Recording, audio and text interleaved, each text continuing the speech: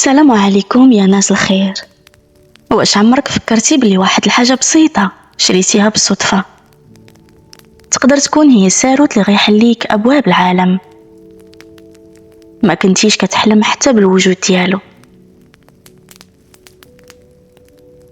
بزاف منا كيمشي لسوق الخردة أو كيف كنقولو الجوطية، كيقلب على كتاب قديم أو تحفة منسية، ولكن بطل قصتنا اليوم سميتو جاد. ما كانش عارف بلي داك الكتاب اللي شراه بدرهم واحد من عند واحد الشيخ ماشي مجرد أوراق وصافي، ولكن هو استدعاء لملكة الجن العظيمة هند بنت الأحمر. اليوم في حكاية هند غنشوفو كيفاش تحولت حياة نجار بسيط من ريحة الخشب لنور الذهب، وكيفاش واجه أهوال القبول المظلم باش يثبت استحقاقه. واش هي فعلا مجرد صدفة ولا القدر هو اللي اختار جاد باش يقابل الملكة؟ طفيو الضو وركزوا معايا مزيان في هاد الحكاية.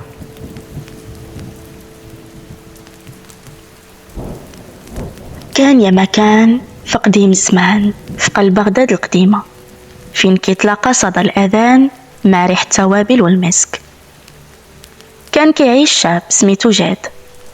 جاد ما كانش كيطمع في الجاه ولا المال، كان كل همه هو يتقن الحرفة اللي ورثها على بواه اللي هي النجارة. الدويرة ديالو كانت صغيرة على جنب واحد الواد مبنية بالطوب والحجر، وجنبها ورشة عامرة بالخشب من جميع الأنواع.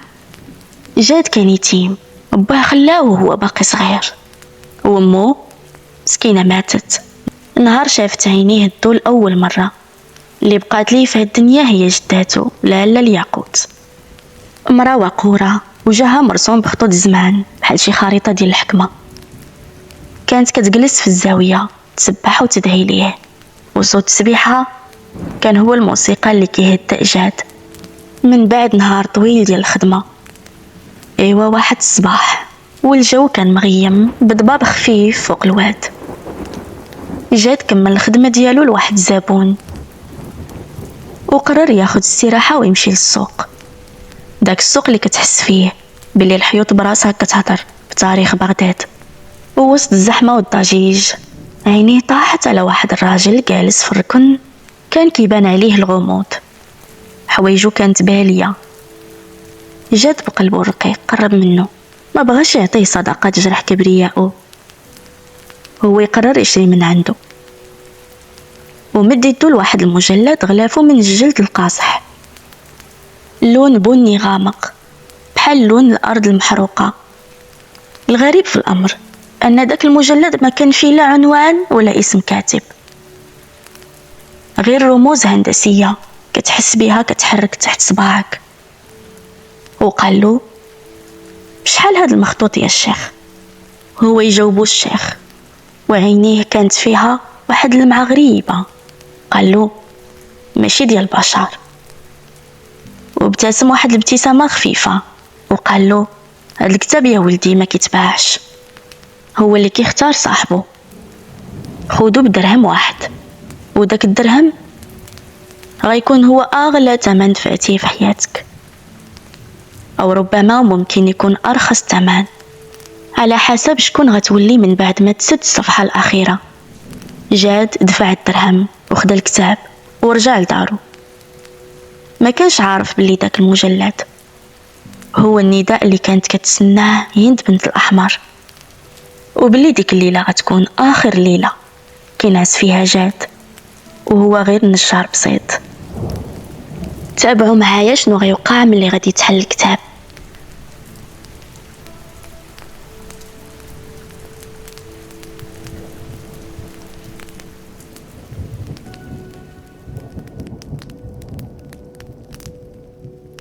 ايوا يا سيدي، دخل جاد للدار، العافية كانت كتشعل في الموقد، ولالا الياقوت كانت مشات ترتاح. جاد دخل لبيتو الصغير، حط داك الكتاب فوق الطبلة ديال الخشب اللي صوب بيديه، وشعل شمعة يتيمة كانت هي الضو الوحيد اللي كيصارع داك الظلام. جلس كيشوف داك الغلاف اللي مصنوع من الجلد، وواحد الفضول غريب سكنو، بحال داك الكتاب كيناديه. هذوك الوراق بغات تنفس، حط صبعو على الرموز وبدا كيحل الصفحة الأولى. واحد الريحة غريبة خرجت من وسط الوراق، ريحة كتشبه البخور القديم والشاوي، ريحة كتدوخ الراس وتخليك تحس باللي المكان ما بقاش هو المكان. بدا كيقرا، الكلمات كانت مكتوبة بخط ذهبي كان كيلمع تحت ضوء الشمعة. ما كانتش كلمات عادية، كانت حروف كتشابك وتفك، ولغة ما عمر أذن بشر سمعاتها. جاد لقى راسو كينطق بدوك الحروف بلا ما يحس. صوتو بدا كيتبدل وكيتردد في الجوانب ديال البيت. شوية الشمعة بدات كتمايل بقوة والضو ديالها ولا كيميل للزروقية.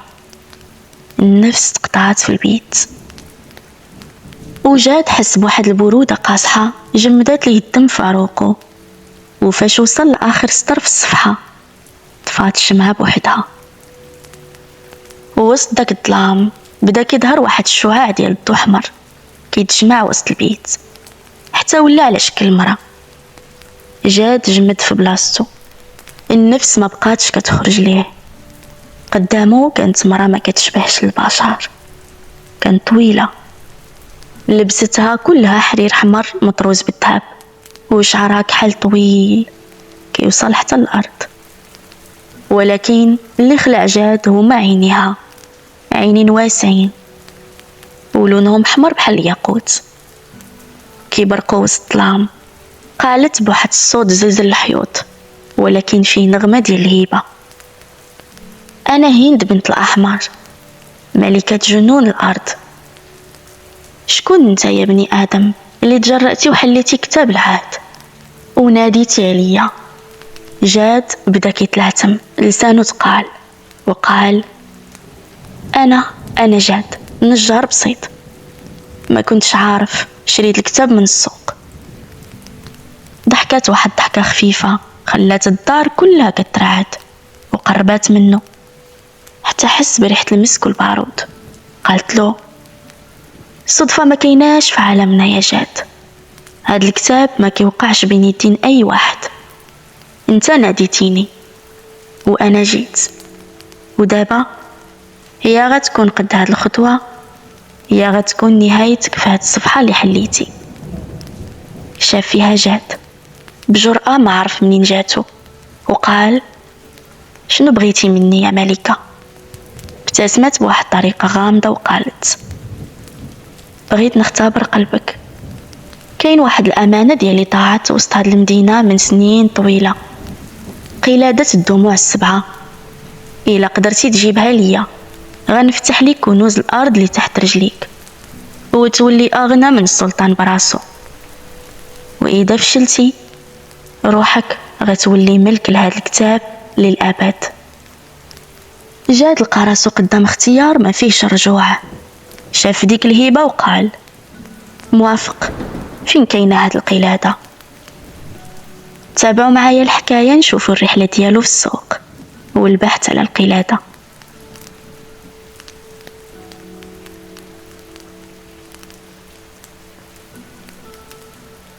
ايوا صباح الصباح، ولكن هاد الصباح ما كانش بحال كاع الصباحات اللي عاشهم جاد. فاق وعينيه فيهم واحد نظرة غريبة.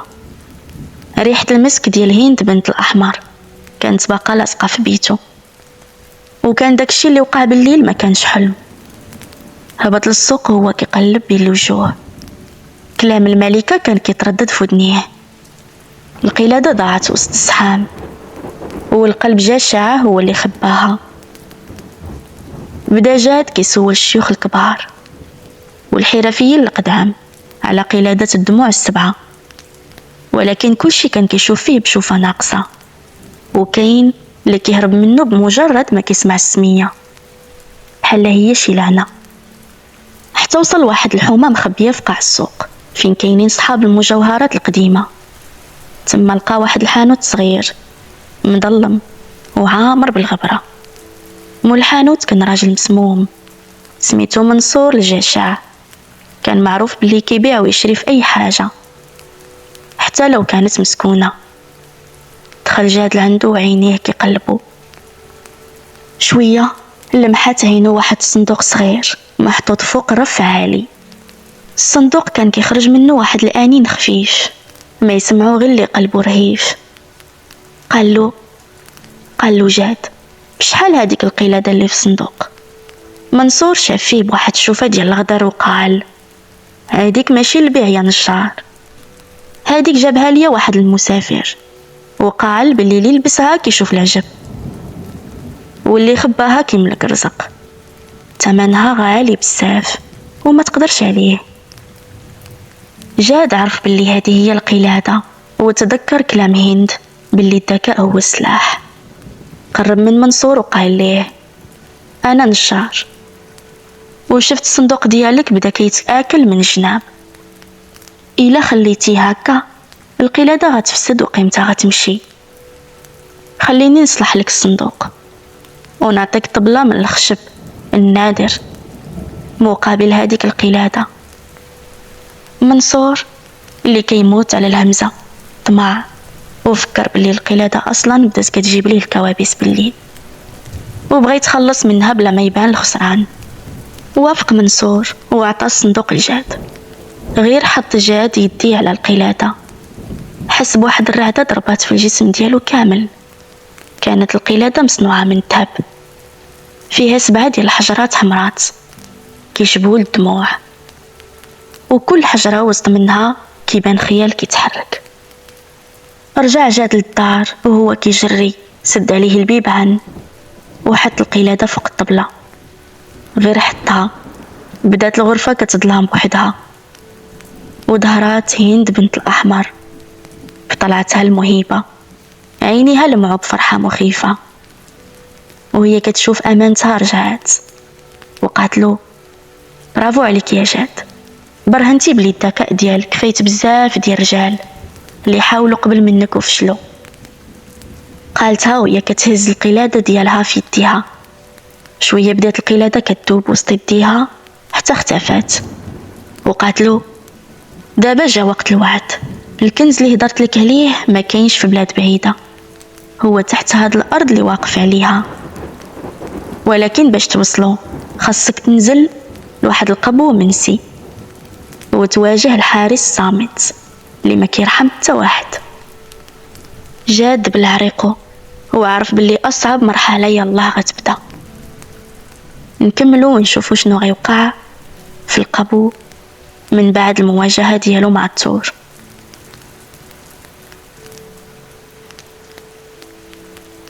وقف جاد وسط بيتو والقلب ديالو كيضرب بحال شي طبل. هند بنت الاحمر شارت بيديها لواحد الزاويه في البيت. شويه ديك الارض اللي مصنوعه من الخشب بدات كتحل بوحدها، هو يظهروا دروج مصنوعين من الحجر كلهم ظلام حتى القاع. ريحه الغمال والتراب القديم طلعات ومعها واحد الانين كيزلزل العظام. وقالت له: هبط يا جاد، هذا هو باب الرزق، ولكن تذكر الخوف هو اللي كيقتل صاحبه ماشي السلاح. جاد هز قنديل ديال الزيت ومطرقت النجاره ديالو اللي ما كتفارقوش وبدا كيهبط دقه دقه. الظلام كان ثقيل والضو ديال القنديل يلاه كيبين ليه الخطوه الجايه. هبط بزاف حتى لقى راسو في قاعه كبيره، الحيوط ديالها منقوشه برسومات غريبه، والذهب والياقوت ملوحين في كل قنت بحال الزبل. ولكن وسط داك الذهب كانت كاينه شي حاجه كتحرك. وهو كيقرب من واحد الصندوق قريب سمع واحد النفس بحال ديال شي حيوان. دور القنديل هو يتجمد في بلاصتو. قدامه كان ثور كبير وكحل، عينيه كيشعلوا بالحموريه بحال الجمر وقرونه حاده وطويله. هاد الثور ما كانش حيوان عادي، كان خادم الكنز، جني مرصود كيحمي هاد المكان من آلاف السنين. الثور غير شاف جاد هبط راسو بدا كيضرب الارض برجليه وناض كيجري لجهته بواحد السرعه خياليه. جاد بذكاء حرفي استغل الصندوق والتماثيل اللي دايره بيه وبدا كيتخبى وكيناور. الثور كان كيضرب في الحجر والرخام حتى كيتشتت، والغبرة عمات المكان. جاد عرف بلي المطرقة ديالو ما غدير والو الجلد الثور القاصح، ولكن لاحظ بلي الثور كيركز غير على الحركة. هو يفكر في خطة النجار، خاصو يدير فخ. شاف واحد الزاوية فيها أعمدة خشبية قديمة كانت هازة السقف ديال هاديك البلاصة، وبدا كيستدرج الثور لهاديك الجهة. الثور هجم بكل قوته، وجاد في آخر لحظة نقز للجهة الأخرى. الثور ضرب في العمود الخشبي بكل جهده، والسقف بدا كيترعد. جاد استغل اللحظة وضرب بالمطرقة ديالو واحد الساروت ديال الخشب، كان هو اللي هز الثقل. واحد الهزة كبيرة وقعات، والحجر طاح فوق الثور وحبسو بين الركام. وسط ديك الروينة ظهرت هند بنت الأحمر، وهي شادة سيفها كيشعل بالضو بابتسامة ديال الرضا. شافت في جاد وقالت: غلبتيه بعقلك قبل يديك، هادشي اللي كنت بغيت نشوف. ضربات السيف في الهوا، والثور اختفى وتحول لرماد كحل. القاعة بدات كتضوى بواحد النور، والذهب بدا كيلمع لدرجة كتخطف العين. هند قالت ليه: هاد الكنز دابا ديالك يا جاد، عيش بيه وعاون بيه، ولكن تذكر باللي كتاب العهد غيبقى ديما رابط بيني وبينك. نهار غنحتاجك غنعيط لك. جاد خرج من داك القبو وهو أغنى رجل في بغداد، بدل حياته وحياة لالا الياقوت، ولا نجار القصر.